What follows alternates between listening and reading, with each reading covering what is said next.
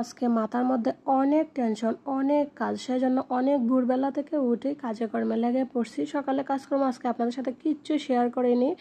তো সকালের যা যা কাজকর্ম ছিল সব কিছু কমপ্লিট করে রুম টুম মুছলাম, মুছে ওর বাবুকে খাওয়াটা অফিসে পাঠাইয়া তারপর আমি গেলাম স্নানে আর কি। অনেকগুলো কাপড় চোপড় ধুইছি। কালকে হচ্ছে সোমবার, কালকে আমাদের শুদ্ধ আর কি। আমার ছোটো চালের ঘরে যে বাচ্চা হয়েছিল কালকে যেহেতু শুদ্ধ, তো আজকে বুঝে নেই কাপড় চোপড় বেড কভার সব কিছুই ধুইতে হবে, রুম টুম মুছতে হবে। তারপর কালকে আবার কিছু কাপড় চোপড় ধুয়ে রুম টুম মুছে শান্তি টান্তি নিয়ে তারপর শুদ্ধ হইতে হবে। মানে মাথার মধ্যে যে এত চাপ কি বলবো। তো বেড কভারগুলো ধুইছি, একটা কাজ শেষ হয়ে গেছে, একটা চাপ শেষ হয়েছে। এখন আরেকটা টেনশন, মানে আমার মাথার মধ্যে বাড়ি পড়ে গেছে যে কখন এগুলো শুকাবে। এগুলো শুকালে পরে আমি আমার রুমগুলো আর কি আবার সুন্দর করে পরিপাটি করে গুছাবো। কারণ এই যে মার বিছানার তো আর কোনো চাদর নাই, এই একটা চাদরে এটা শুকাইলে তারপর মার বিছানাটা আবার সুন্দর করে গুছিয়ে রাখতে হবে আর কি। এখন ঘরটা মোটামুটি অগোছালো লাগতেছে দেখতে, কারণ যেহেতু দুটোটা বেড কভার তুলে ফেলছি কেমন জানি লাগতেছে। তো সেই জন্য মাথার মধ্যে অনেক বড় একটা টেনশন যে কখন এগুলো শুকাবে আর কখন আমি আবার আমার ঘরটাকে সুন্দর করে সেই আগের রূপের মতো দেখতে পারবো আর কি। তো যাই হোক, আজকে অনেক রোদ আছে, কোনো সমস্যা নেই, শুকিয়ে যাবে। Hello everyone, good morning. কেমন আছেন সবাই? আশা করছি সবাই খুব ভালো আছেন আর সুস্থ আছেন, আর আমরাও খুব ভালো আছি সুস্থ আছি। এখন প্রায় মনে হয় 11টার কাছাকাছি হয়ে গেছে।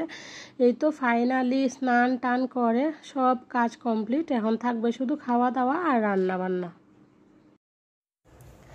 ছাদ থেকে আসছি, দেখি এত খারাপ লাগতেছে কি বলবো, সেজন্য একটু সময় শুয়ে রয়েছি।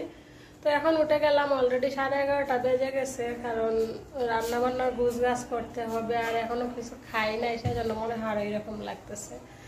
তো দেখি কিছু খাই আর তারপর আবার রান্না বান্নার গুছগাছ করে নিবো। 11:30 বেজে গেছে আর ওর বাবুর তো এখন আইসা পড়ে তাড়াতাড়ি, কারণ এখন তো এত কাজের চাপ নাই, আজকেও বেশি একটা কাজের চাপ নাই।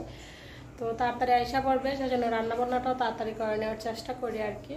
তো আমার না একটা খারাপ অভ্যাস বলতে পারেন, যেদিন কাজ বেশি থাকে সেদিন না আমার মধ্যে টেনশনটা বেশি কাজ করে যে কখন আমি সব কাজগুলো সময়ের মধ্যে শেষ করব। মানে সেই টেনশনে না, মানে আমি পাগল হয়ে যাই। কাজ করলে যে একটা কষ্ট লাগে বা ক্লান্ত হয়ে যায় সেটা কিন্তু না, মানে টেনশনে আমি ক্লান্ত হয়ে যাই। সবসময় খালি মনে মনে ভাবতেই থাকি যে কখন শেষ করব কাজটা, মানে সময়ের মধ্যে সব কাজ শেষ করতে পারবো কি না। এরকম করতে করতেই না আমি ক্লান্ত হয়ে যাই, বুঝছেন, অনেক টায়ার্ড হয়ে যায়। তো যাই হোক, ছাদ থেকে এসে একটু সময় শুয়েছিলাম। তো কুমড়ার তরকারি যেহেতু রান্না করবো, ভাবলাম কুমড়াগুলো কেটে আগে একটু তরকারিটা বসিয়ে দেই, তারপর আমি যা খাবার খাই। তো এই তো দেখেন কলা, চিনি, দুধ দিয়ে মুড়ি দিয়ে মেখে নিচ্ছি, আর তার সাথে একটু চা করে নিচ্ছি। চা আর ওই যে এইগুলা মুড়ি মাখা খেয়ে নিব আজকে সকালে খাবার হিসেবে। আর ওরা দুই বোন ভাত খাইছে, ওরা ঘুম থেকে উঠলে পরে ওদেরকে ডিম ভাজি দিয়ে ভাত খাওয়াই দিছি। তো এখন বুঝে নিয়ে ছোটো মানুষ, আমরা যা খাই তারাও কিন্তু খাইতে চায়, তো সেই জন্য ওদের দুজনকেও নিয়ে বসে পড়লাম। ওরাও একটু একটু খাবে, আমিও একটু খেয়ে নিব। তো ওই তো 3 মামে মিলে খেয়ে নিতেছি। আর খাইতে খাইতে প্রত্যেক দিনের মতো আমার বন্ধুদের কাছে রিকোয়েস্ট করে নিচ্ছি, আপনি যদি এখনও আমার সাথে থেকে থাকেন একটা লাইক দিতে ভুলে যান, দয়া করে একটা লাইক দিয়ে দিবেন আর একটা কমেন্টস করে জানিয়ে দিবেন আপনার মতামতগুলো। কারণ আপনার একটা লাইক আর একটা কমেন্টসই পারে আমার এই চ্যানেলটা আরও সামনের দিকে এগিয়ে নিয়ে যেতে, আমার এই চ্যানেলটার আরও পরিচিতি বাড়াতে। আমি চাই আসলে একজন কন্টেন্ট ক্রিয়েটর হইতে। সেই চাওয়া থেকে আমি প্রায় 3-4 বছর ধরে আমি ইউটিউবে কাজ করে যাচ্ছি, কিন্তু এখনো পর্যন্ত কোনো কিছুই করতে পারলাম না আর কি। জানি না কখনো পারবো কিনা, ঈশ্বর আমার সেই মনের আশাটা পূর্ণ করবে কিনা। আমার খুব ইচ্ছা যে আমি একজন কন্টেন্ট ক্রিয়েটর হব।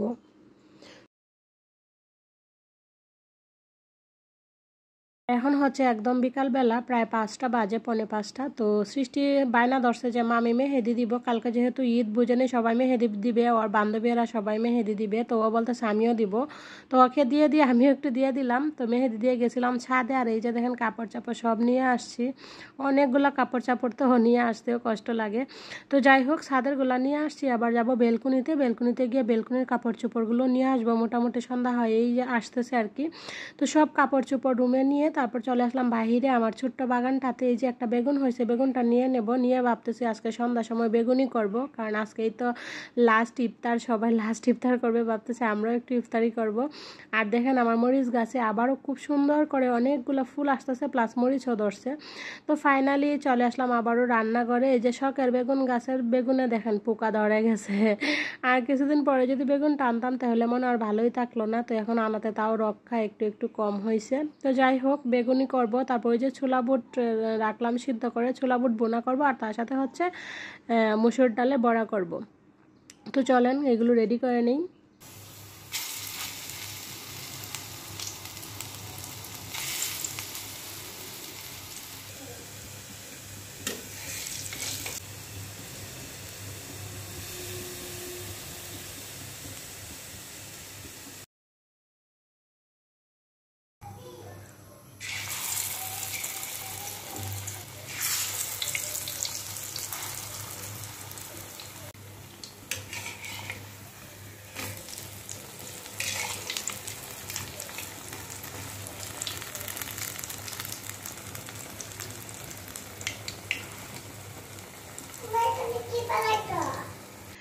এই তো ইফতারি মোটামুটি রেডি, যে বেগুনিগুলো হয়ে গেলেই তারপর আমরা সবাই মিলে খেয়ে নিব।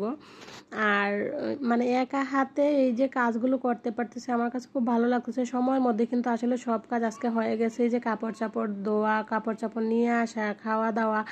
এখন সন্ধ্যার পরে মানে ওই যে ইফতারি কমপ্লিট করে তারপর ওই যে বিছানা টিছানা সব গুছিয়ে নেবো। ওই যে দেখেন এটারও কিন্তু বিছানার চাদর নাই, নিচের তুষক দেখা যাচ্ছে আর কি।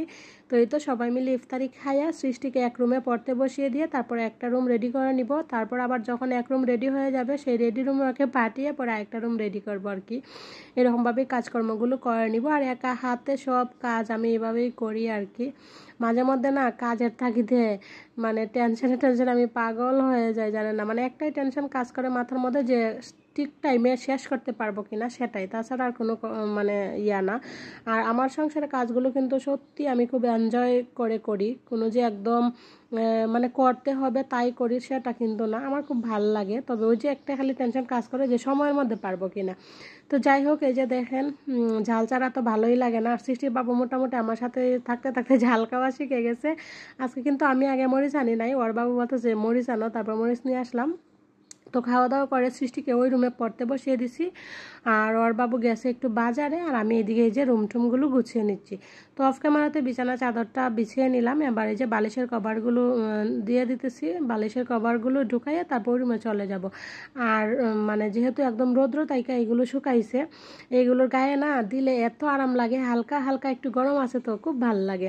আর আজকে গোমানিটা কিন্তু সেই রকম হবে, আপনি দেখবেন যে কোনো বিছানার কাপড় ধুয়া টুয়া, মানে বেড কভারের কথা বলতেছি, ধুয়া টুয়া বিছাইলে পরে সেই সময় মানে শুইলে যেন অন্যরকম একটা ফ্রেশনেস কাজ করে, তাই না?